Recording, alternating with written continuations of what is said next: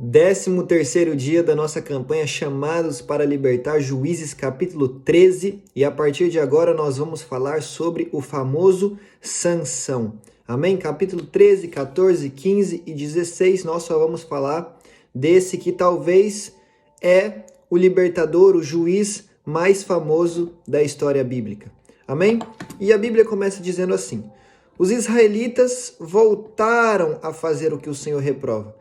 E por isso o Senhor os entregou nas mãos dos filisteus durante 40 anos. Gente, nós precisamos aprender que o problema somos nós mesmos. Sabe, às vezes o problema da gente sofrer tanto na nossa vida somos nós mesmos. O problema de você passar por tanta dificuldade é você. O problema de eu passar por tanta dificuldade às vezes sou eu mesmo, sabe? Existem pessoas que passam a vida inteira orando por alguém. Senhor, transforma aquela pessoa, Senhor, muda aquela pessoa, Senhor, converte ela verdadeiramente, mas nós deveríamos orar por nós. Nós precisamos ser transformados, nós precisamos ser convertidos verdadeiramente. O povo de Israel poderia colocar 1000 desculpas do porquê que eles sofrem tanto, talvez colocar até mesmo a culpa em Deus. Como Gideão de certa forma fez: Senhor, se tu fosse conosco mesmo, então nós não estaríamos vivendo isso. Então nós não estaríamos sendo oprimidos pelo adversário. Nós ouvimos dos teus maravilhosos feitos. Só que a culpa não é de Deus. A culpa não é de outra pessoa. Cada um responde por si mesmo diante da presença de Deus. A culpa é minha, a culpa é sua. E nós precisamos mudar de vida, para que então Deus possa mudar a nossa vida. Amém? Nossa, eu tô cheio de alergia, hein, gente? Versículo 2. Certo homem de Zorá, chamado Manoá, do clã da tribo de Dan, tinha uma mulher estéril. Aqui está falando sobre os pais de Sansão. Seu pai chamava Manoá, a sua mãe não tem o nome dela revelado, mas uma característica muito importante: ela era estéril, ou seja, ela não podia ter filhos. Certo dia, o anjo do Senhor apareceu a ela. Quando diz o anjo do Senhor com A maiúsculo, está falando de quem? Está falando do próprio Deus. O anjo do Senhor apareceu a ela e lhe disse: você é estéril, não tem filhos, mas engravidará e dará à luz a um filho. Isso é coisa que só Deus pode fazer. E todavia, tenha cuidado, não beba vinho nem outra bebida fermentada e não coma nada impuro. E não se passará navalha na cabeça do filho que você vai ter, porque o menino será nazireu, consagrado a Deus, desde o nascimento. Ele iniciará a libertação de Israel das mãos dos filisteus. Então Sansão, ele já vai nascer com um propósito. Sansão já vai nascer com um chamado. Todos nós já nascemos com um propósito, todos nós já nascemos com um chamado, mas às vezes a gente demora um tempo para descobrir o que é esse chamado, qual é que é o nosso propósito, mas Sansão não. Quando Sansão vai nascer, ele já sabe o porquê ele vai nascer, ele já tem um propósito. E aqui tem um detalhe interessante: ele vai ser nazireu. Nazireu significa consagrado, separado. E ali no livro de Números, capítulo 6, a gente aprende sobre o que é o voto nazireu. O voto nazireu é alguém que se separa a Deus por um tempo, ou como é Sansão aqui, por toda a vida. E esse voto consiste basicamente em 3 partes. A primeira: você não pode tomar vinho e você não pode consumir nada que provém da uva. Certo? O segundo ponto: você não pode raspar o cabelo. Por exemplo, eu fiz um voto com Deus na virada do ano e raspei o meu cabelo e a minha barba. E agora o voto continua, eu vou deixar a barba crescer durante 100 dias. Mas o voto nazireu é o contrário: não pode cortar o cabelo. E o terceiro ponto do voto nazireu é que não pode se aproximar, muito menos tocar num cadáver de um parente, de alguém que você ama, de alguém que você não conhece, de um animal. Você não poderia se aproximar e nem tocar em nenhum cadáver. Esse é o voto nazireu. Esse é o estilo de vida que Sansão deveria levar por toda a sua história. Amém? Versículo 6. Então a mulher foi contar tudo ao seu marido, e um homem de Deus veio falar comigo. Ele era como um anjo de Deus, de aparência impressionante. Não lhe perguntei de onde vinha, e ele não me disse o seu nome, mas ele me assegurou: você engravidará e dará luz a um filho.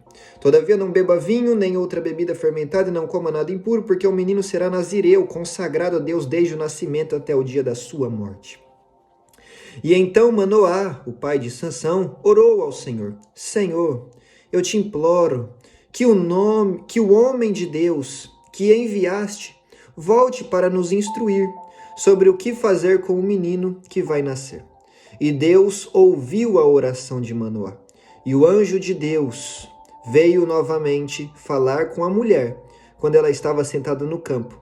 Manoá, seu marido, não estava com ela. Olha que interessante. O anjo do Senhor visita a mulher de Manoá e lhe dá instruções. Manoá depois ora pedindo para que esse anjo, que até então ele não sabe que é o anjo de Deus, ele diz: Senhor, envie de novo esse homem de Deus que o Senhor enviou da primeira vez para nos dar instruções. Eu entendo que Manoá ele está orando e ele está esperando que esse homem de Deus, que esse anjo do Senhor vá falar com ele. Mas o curioso é que a Bíblia diz que Deus ouviu a oração de Manoá, mas envia o anjo do Senhor, o próprio Deus, vai ao encontro da sua mulher e não ao encontro dele. Mas não é porque a primeiro momento ele não está vendo nada que a sua oração não está sendo respondida. Ele está orando aqui e Deus está respondendo ali. Ele está pedindo aqui e Deus está visitando ali. Tem momentos que Deus ouve a nossa oração e responde, só não é do jeito que a gente quer, só não é na hora que a gente quer, só não é no lugar que a gente quer. Mas a questão é, Deus ouve as nossas orações e a responde, seja com um sim, seja com um não, seja com um ainda não, mas ele responde. Só que nós precisamos entender que ele é Senhor, ele está no controle de todas as coisas e nós apenas somos os seus servos, os seus filhos e não estamos no controle de todas as coisas, então ele vai fazer como ele quiser. Versículo 10, mas a mulher de Manoá foi correndo contar ao seu marido: o homem que me apareceu outro dia está aqui. Manoá levantou-se e seguiu a mulher. E quando se aproximou do homem, perguntou: foste tu que falaste com a minha mulher? Sim, disse ele. Quando as tuas palavras se cumprirem, Manoá perguntou: como devemos criar o menino e o que ele deverá fazer? E o anjo do Senhor respondeu: sua mulher terá que seguir tudo o que lhe ordenei. Ela não poderá comer nenhum produto da videira, nem vinho ou bebida fermentada, nem comer nada impuro. Terá que obedecer tudo o que lhe ordenei. E Manoá disse ao anjo do Senhor: gostaria que ficasse conosco. Queremos oferecer-te um cabrito. O anjo do Senhor respondeu: se eu ficar, não comerei nada. Mas se você preparar um holocausto, ofereça-o ao Senhor. E Manoá não sabia que ele era o anjo do Senhor. Então Manoá perguntou ao anjo do Senhor: qual é o teu nome, para que te prestemos homenagem quando se cumprir a sua palavra? Queria honrar aquele profeta de Deus que até então ele achava que era isso. Versículo 18, e ele respondeu: por que pergunta do meu nome? O meu nome é maravilhoso. O anjo do Senhor diz: por que perguntas do meu nome? Ele é demasiadamente maravilhoso para ti. O anjo está falando: o meu nome é maravilhoso. Isaías capítulo 9, versículo 6. Eu quero ler para você, porque a Bíblia vai dizer: porque um menino nos nasceu, um filho nos foi dado, e o governo está sobre os seus ombros, e ele será chamado Maravilhoso, Conselheiro, Deus poderoso, Pai da eternidade, Príncipe da paz. Esse é o nosso Senhor Jesus. Um dos nomes de Jesus Cristo de Nazaré, o Filho de Deus, é maravilhoso. E agora o anjo do Senhor, que representa, que é o próprio Deus, está diante de Manoá e diz: por que perguntas o meu nome? O meu nome é maravilhoso. Era o próprio Cristo que estava ali diante de Manoá, prometendo que Sansão viria. Isso na teologia se chama teofania. Já fez teologia, Vitor? Não, mas já ouvi muito dizerem isso. Teofania, quando o próprio Deus, quando Cristo se apresenta ali no Antigo Testamento desta forma. Foi o próprio Jesus que desceu na terra, que se apresentou como maravilhoso e que prometeu algo que nenhum homem poderia prometer. Você terá um filho mesmo sendo estéril. Deus estava fazendo uma promessa para aquela família, uma promessa que representava algo impossível, porque assim são as promessas de Deus na nossa vida. As promessas de Deus representam algo impossível.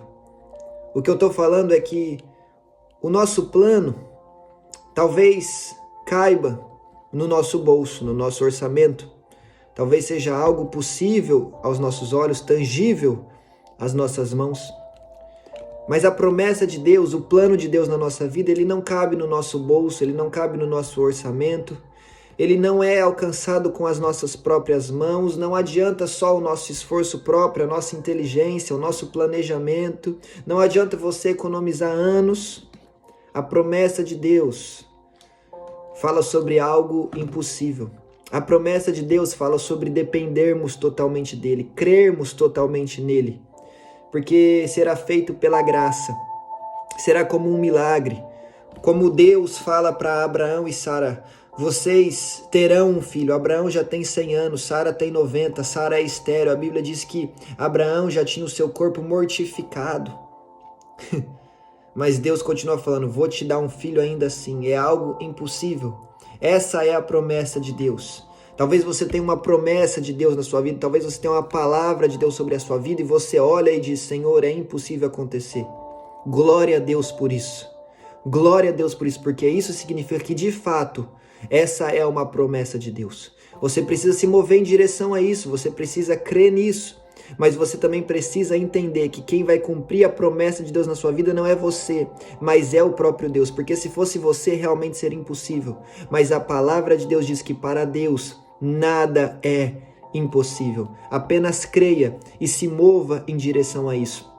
Deus prometeu para Manoá e sua mulher: vocês terão um filho. Eles tiveram que se mover em direção a isso. Eles tiveram que ter relações sexuais, porque senão o filho não iria nascer. Amém?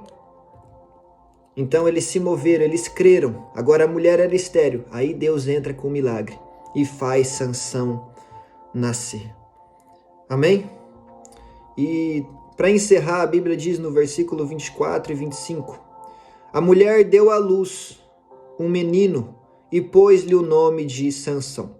Ele cresceu e o Senhor o abençoou. E o Espírito do Senhor começou a agir nele quando ele se achava em Manedã, entre Zorá e Astaol. O menino nasceu e logo a Bíblia diz que o Espírito do Senhor já começa a agir nele.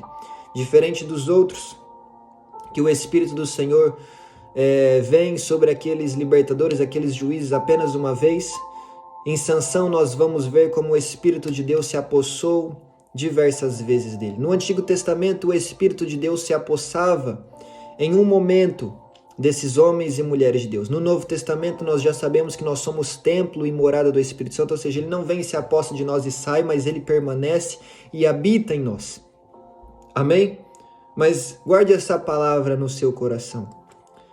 Os planos de Deus não cabem no nosso bolso. Os planos de Deus realmente são impossíveis, mas quem promete é maravilhoso.